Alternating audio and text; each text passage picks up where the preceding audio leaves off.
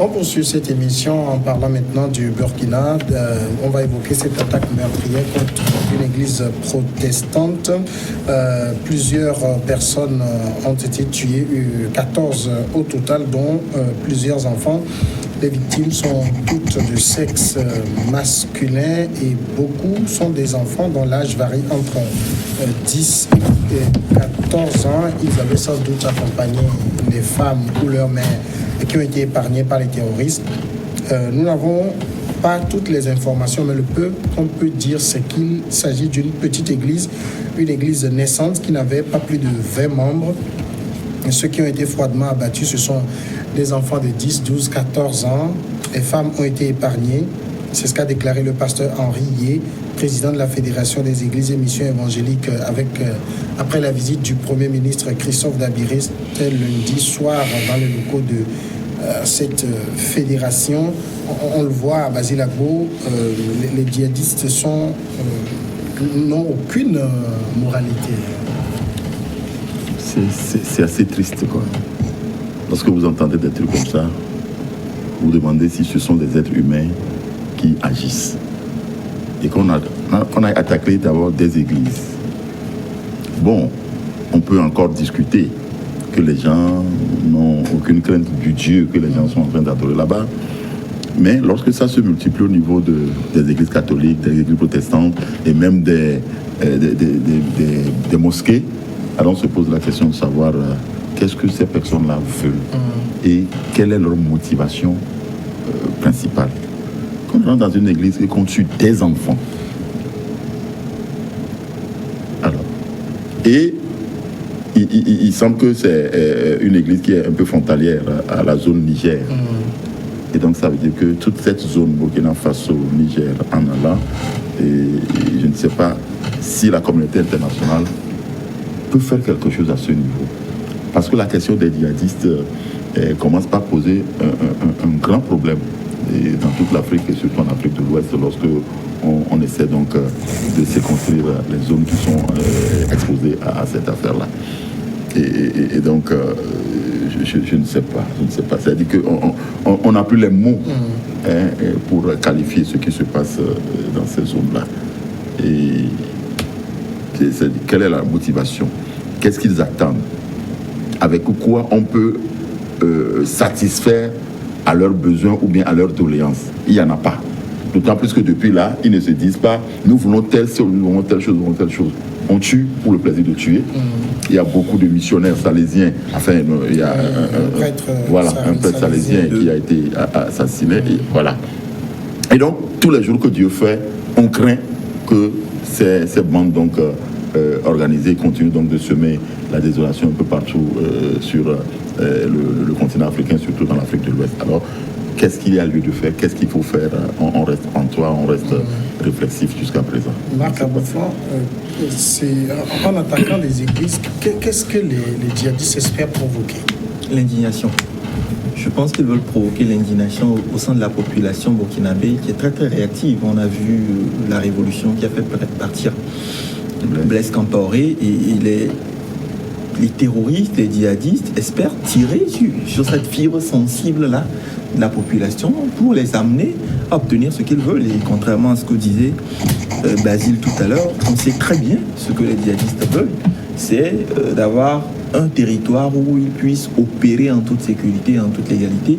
C'est aussi d'avoir du soutien pour acquérir du matériel militaire pour continuer leurs exactions. Et c'est ce qu'ils ont toujours réclamé. Un certain Marc Rob Kaboré qui a refusé. Et rappelez-vous, je pense que l'ouvrage de Blé Goudé, de l'enfer, je reviendrai, est assez éloquent sur les besoins de ces djihadistes-là et comment le gouvernement de Blaise Compaoré s'organisait pour les assouvir. Parce que, remarquez, ce phénomène a commencé depuis longtemps, même si c'est vrai, il s'est accentué avec la chute du guide libyen Muammar Kadhafi. Pendant que Blaise Compaoré dirigeait encore le Faso, ces djihadistes ne faisaient pas ce genre de choses. Et il y a bien d'autres pays de la région où ils font des exactions, mais qu'ils ne frappent pas, où ils qu'ils ne sèment pas de la désolation comme le Burkina Faso.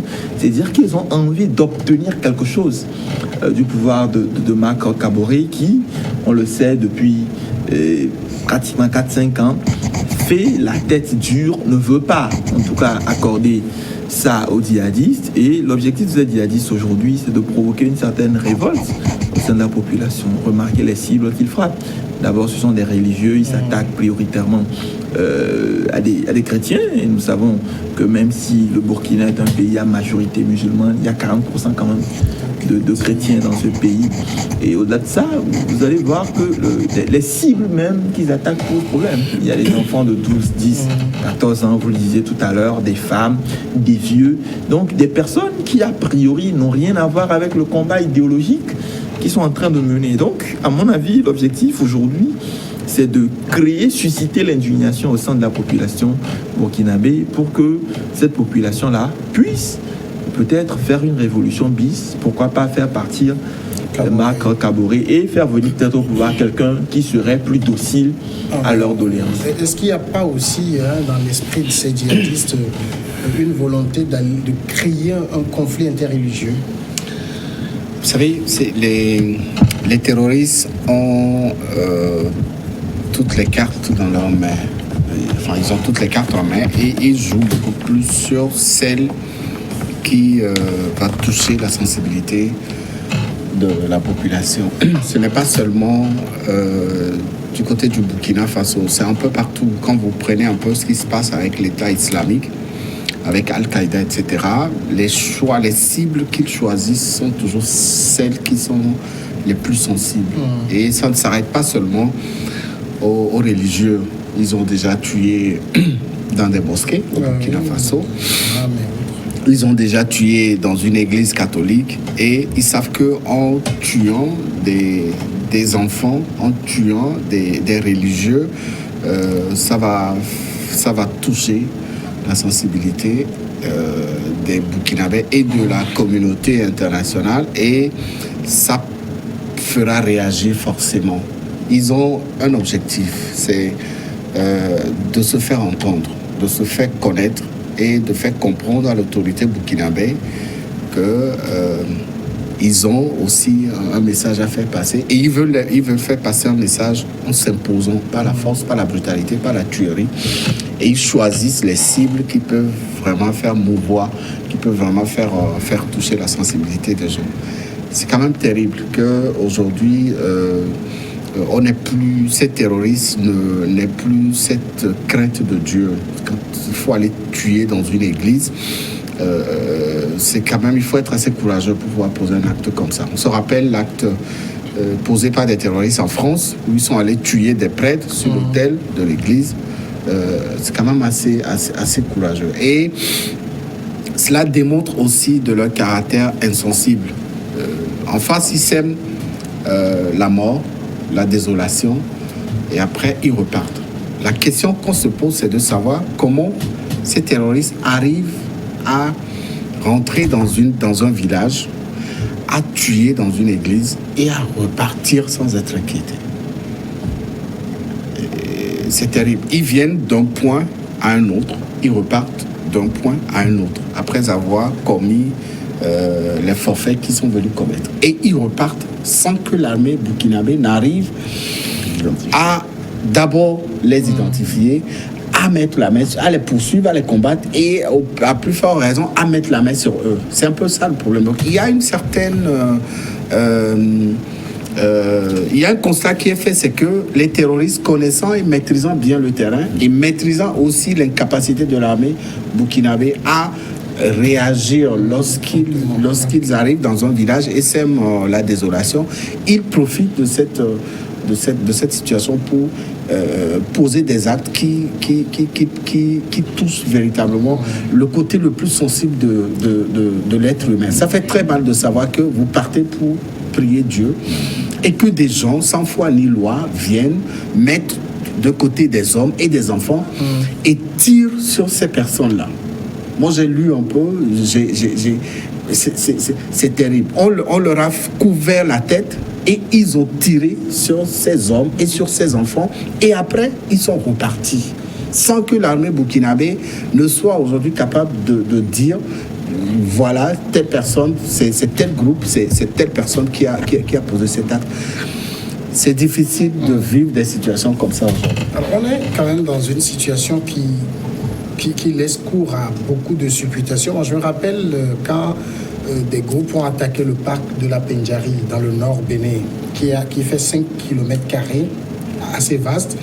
Mais l'armée française a réussi à retrouver la trace de ces terroristes, à sauver les 2 personnes prises en otage. C'est vrai, des militaires sont tombés à l'époque. Mais ça veut dire que si on veut, on peut. Et on sait que ces armées sont présentes dans nos pays, mais n'arrivent pas à pourchasser ceux qui viennent commettre ces choses pour leur opposer cette résistance-là. Ça, vous posez là une question vraiment essentielle, une question cruciale. Parce que comment, si c'est dans certaines zones, par exemple, on dit tout à l'heure que des scènes similaires s'étaient passées, par exemple, en France, où les armées et tout ça là, ils ont essayé de faire en sorte qu'on puisse dénicher et puis trouver. Bon, nous sommes en Afrique, c'est vrai, vous l'avez dit, il y a des garnisons françaises qui sont chez nous, qui dorment chez nous et pour nous protéger. Et comment se fait-il que depuis là, le problème là se passe au Burkina Faso et sans que personne n'arrive à identifier les auteurs? C'est ça, c'est une question cruciale, c'est une question primordiale. Ou alors, on laisse faire, parce qu'on préfère laisser faire, pour que ces terroristes-là aboutissent à ce qu'ils veulent. Encore faudrait-il que, lorsque vous posez des actes et que vous faites des revendications, qu'on puisse identifier celui qui veut telle chose et qu'on puisse, peut-être, on ne peut pas rentrer en discussion avec les terroristes, mais si c'est obligé, on peut rentrer en discussion avec eux. Mais c'est une nébuleuse. Et qui n'a ni tête, ni queue, qui n'a pas de visage. Et si ça se commet comme ça, comment peut-on résoudre un problème dont on ne connaît pas les tenants et les aboutissants? C'est vrai, vous êtes en train de dire qu'ils ont une volonté, ils ont un désir, ils veulent exprimer quelque chose. Mais qui le il? Le il là, on le met sur quel visage de qui? Voilà toute la question qui est là. Toute la question. Et donc, je ne sais pas. Pourquoi la communauté internationale, la France et tout ça là, qui se disent nos amis, qui se disent nos protecteurs, qui sont là, et qui regardent les choses comme les bras ballants, et qui laissent continuer par poursuivre ces exactions-là. C'est vrai que quand on regarde dans le cas du Burkina Faso, on a du mal à mettre un visage sur ces terroristes. À part l'attaque de ce convoi de CEFACO, le groupe minier canadien, qui a été revendiqué par lui, les autres attaques ne semblent pas être revendiquées. On ne sait pas ce qu'ils veulent, justement. Oui, et bien évidemment. Je ne disais pas que ces groupes-là qui commettent ces exactions savent ce qu'ils veulent. Mais je disais simplement que la plupart des groupes qui sont présents au Burkina Faso et qui opèrent au Burkina Faso ont une manière d'opérer, non en réalité, au-delà de tous les petits objectifs qu'ils peuvent réclamer, un seul et unique objectif, avoir la possibilité d'utiliser le Burkina Faso comme base arrière pour opérer dans les pays comme le Mali et le Niger, qui sont de vastes champs miniers. Une fois encore, la question de ressources naturelles se pose. Maintenant, il ne faudrait pas oublier aussi le problème véritable qui est l'absence d'une certaine efficacité, d'une certaine cohésion au sein de l'armée burkinabé. Parce que d'abord, l'armée burkinabé, on se souvient, n'était pas en pleine forme avant le départ. C'est vrai qu'on l'a chanté partout comme une armée qui a aidé les révolutionnaires, mais en réalité, c'est une armée qui est restée muette, faute de ressources aussi. Rappelez-vous des mutineries qui a eu lieu à la veille même du départ de Camporé. Et à la suite de ces mutineries-là, cette armée a encore été frappée durement par les mêmes terroristes. Rappelez-vous les attaques sur des camps armés au Burkina Faso. C'est dire que ces groupes armés-là ont décidé de pousser leurs tentacules au Burkina Faso. Et rien ne va les empêcher de pousser. On va aller à la pause et puis on revient après pour parler du Togo.